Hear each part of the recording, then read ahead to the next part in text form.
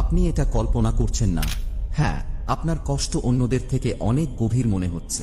হ্যাঁ, আপনি এমন দুর্যোগের মধ্যে দিয়ে গেছেন যেগুলি অন্যরা কখনো কল্পনাও করতে পারবে না। হ্যাঁ, আপনার হৃদয় অনেক জায়গায় ভেঙেছে যেগুলি এখন আর আপনি কাউকে বলতেও পারেন না।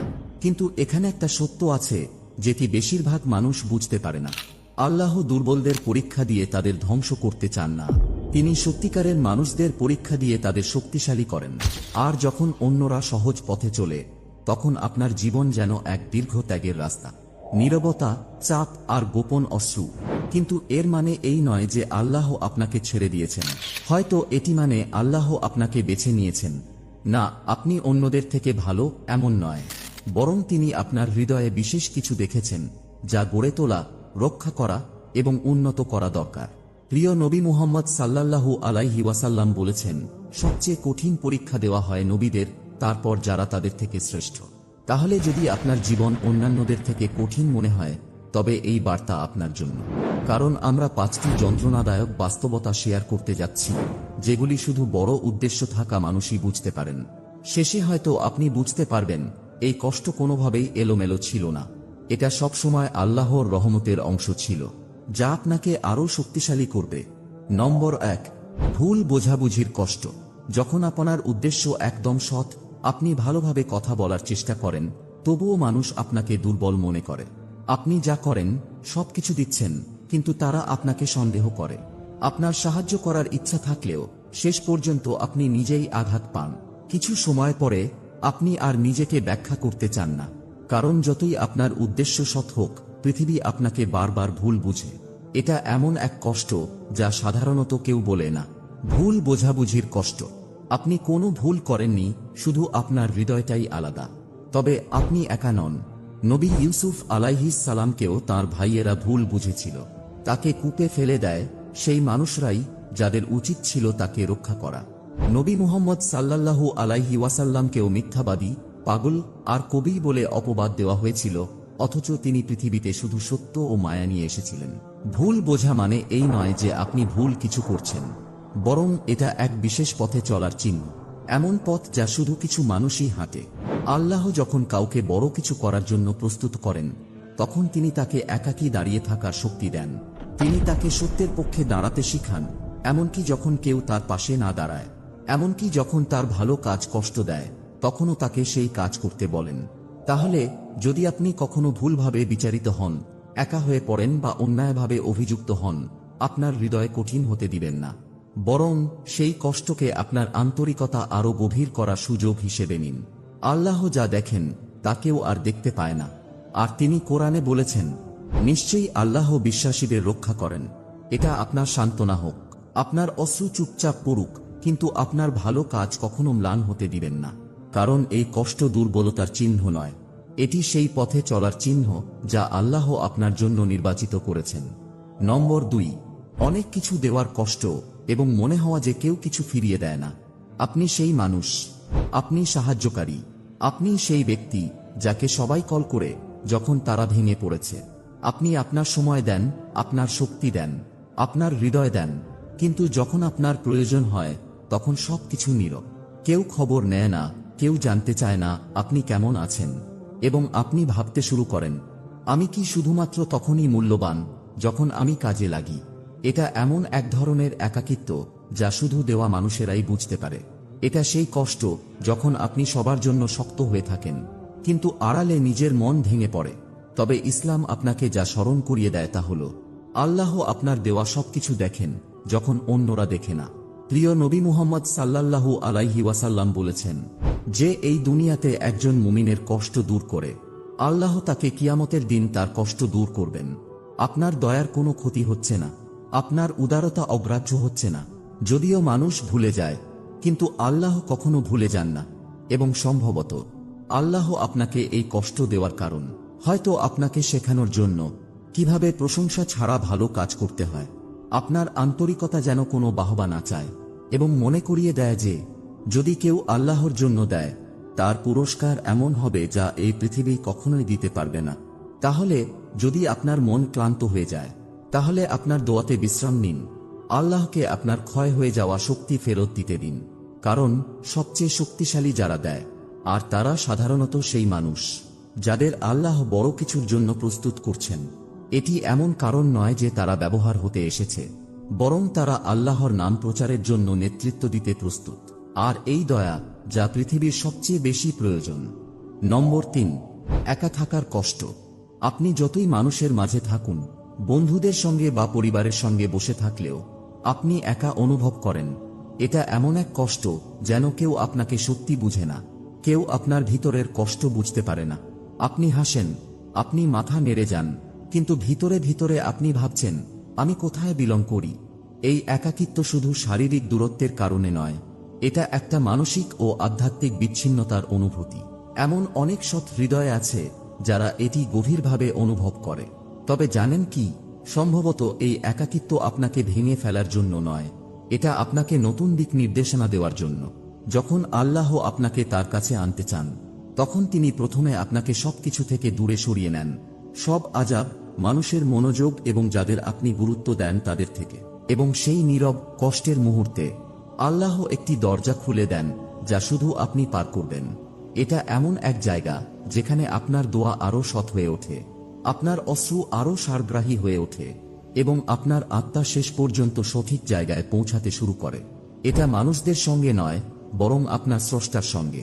তাহলে যদি আপনি একা অনুভব করেন, এমনকি যদি কিছু খুঁজে না পান সঙ্গ দেওয়ার জন্য, তাহলে সেই শূন্যতা অন্য কিছু দিয়ে পূর্ণ করার চেষ্টা করবেন না।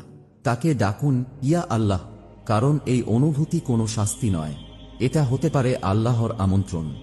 নম্বর 4, অপরাধবোধ এবং আফসোসের কষ্ট যা কখনোই যেতে চায় না। এমন এক কষ্ট আছে যা অন্যরা দেখতে পায় না, এটা আপনার মুখে দেখা যায় না, এটা আপনার কথায় প্রকাশ হয় না, কিন্তু এটা সবসময় আপনার সঙ্গে থাকে। এটা অপরাধবোধের কষ্ট। এটা এমন কিছু মনে করার কষ্ট যা আপনি একসময় করেছিলেন, যা আপনি বরদাস্ত করেছিলেন, যা নিয়ে আপনি একসময় গর্বিত ছিলেন, কিন্তু এখন সেই একই কাজের জন্য আপনি লজ্জিত। এবং যতই সময় পার হোক না কেন, এটা চলে যায় না। এটা বারবার মনে করিয়ে দেয়, তুমি যথেষ্ট ভালো না, তুমি কখনোই সত্যিকারভাবে মাফ পাবে না। মানুষ হয়তো জানে না, কিন্তু আপনি সেটা জানেন, এবং এটিই সবচেয়ে কষ্টকর। যতই আপনি ভালো করার চেষ্টা করুন, যতই আপনি নামাজ পড়ুন, রোজা রাখুন, চেষ্টা করুন, তবুও সেই কণ্ঠস্বর মাথায় বেজে ওঠে, তবে মনে রেখো তুমি কি করেছিলে।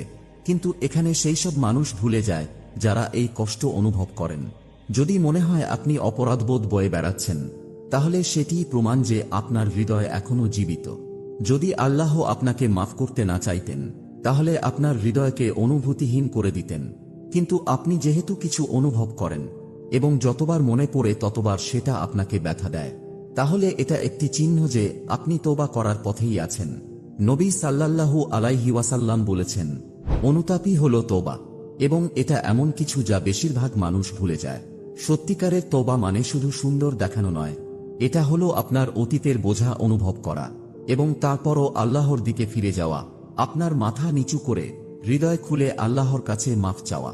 কখনো কখনো আল্লাহ তার সবচেয়ে সৎ বান্দাদের পতিত হতে দেন, তাদের অপমান করতে নয়, বরং তাদের নম্রতা শেখাতে, তাদের সহানুভূতি, কোমলতা এবং বিনয়ের শিক্ষা দিতে, যা শুধু জীবনের বাস্তব সংগ্রাম থেকে আসে। তিনি আফসোসের কষ্টকে আপনাকে গঠন করতে দেন, যাতে যখন আপনি উঠেন, তখন আপনি সততার সঙ্গে উঠেন, যা কখনো মিথ্যা হতে পারে না। তাহলে আপনি যদি এখনো সেই কষ্ট বয়ে বেড়ান, যদি আপনার অতীত রাতে এসে আপনাকে তাড়া করে, তাহলে এটাকে আপনাকে ভেঙে পড়তে দিবেন না, বরং এটাকে নরম হতে দিন। এটা আপনাকে মনে করিয়ে দেবে আপনি কত দূর এগিয়েছেন, এবং এটিই হবে সেই কারণ যে কারণে আজ রাতের সিজদা আরো গভীর হবে। কারণ যে বিশ্বাসী তার গুনাহর জন্য কাঁদে, সত্যিকারের তওবা সহ, সে আল্লাহর কাছে বেশি প্রিয়। আর যারা মনে করে তারা কখনো গুনাহ করেনি, তারা তাদের নিজের ভুল বুঝতে পারে না। নম্বর 5, অন্যদের উঠতে দেখা যখন আপনি চুপচাপ সংগ্রাম করছেন। আপনি দেখেন অন্যরা দ্রুত এগিয়ে যাচ্ছে, একজন বিয়ে করছে, একজন ব্যবসা শুরু করছে, আরেকজন সহজেই সম্মান ও সহায়তা পাচ্ছে। আপনি তাদের জন্য খুশি, আপনি হাসছেন, কিন্তু ভিতরে ভিতরে আপনি ভাবছেন, আমার জন্য কেন নয়, কেন আমার পথ এত ধীর, এত ভারী। আপনি ঈর্ষান্বিত নন, আপনি ক্লান্ত, অন্ধকারে আরোহণ করতে করতে ক্লান্ত। যখন অন্যরা যেন উঠছে, আপনার হৃদয়ে স্বপ্ন আছে, যা মনে হয় কখনোই পূর্ণ হবে না। আপনি আপনার সেরা চেষ্টা দিচ্ছেন, তবুও আপনি একই জায়গায় আটকে আছেন। কিন্তু যদি এই দেরি প্রত্যাখ্যান না হয়, যদি এই অপেক্ষা রক্ষা হয়, ইসলামে আমাদের বারবার মনে করানো হয় আল্লাহর সময় নিখুঁত। তিনি শুধু তখনই দেন যখন আপনি প্রস্তুত হন। তিনি তখনই দেন যখন সেই রহমত আপনাকে ক্ষতি করবে না। আর কখনো কখনো দীর্ঘ একাকী পথেই আল্লাহ আপনার শক্তি বাড়ান, আপনার উদ্দেশ্য পবিত্র করেন এবং এমন সবকিছু ভেঙে দেন যা আপনাকে গর্বিত করতে পারে।